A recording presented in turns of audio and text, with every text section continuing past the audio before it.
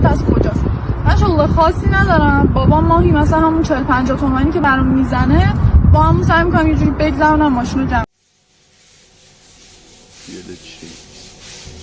عجل کوله بگو زندگی که جوره قشنگه این چرخه یا که چرخش میلنگه علی گریه یا خنده بازنده یا برنده اصلا مهم نی شفنگه اینجا همیشه یه رنگه عجل تو کوله علی کجاست تو کوچه یه ادفونم تو گوشش چرا مشکی رو پوشش چشماش در میشن هی باز قلبن میخنده اون همیشه تو راهه بگو میره یا که بر میگرده عجل سرم پر به یاد روزای قشنگتر یاد گرفتم به جنگم نجنگیدن نجنگم لگت نشم مصفر تا ته خیابونو بلد شم قشنگترینه نترسم نذارم زیر یا لگت شن عطل مچ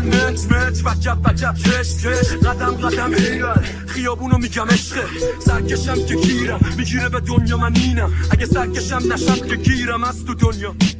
عطل دیوونه یه دل دارم که خونه اگه میتونی بشونش جرأت داره که جورش عطل قسم به قلبم مثلا نمیترسم خطر و کفن و مرگ و سنگ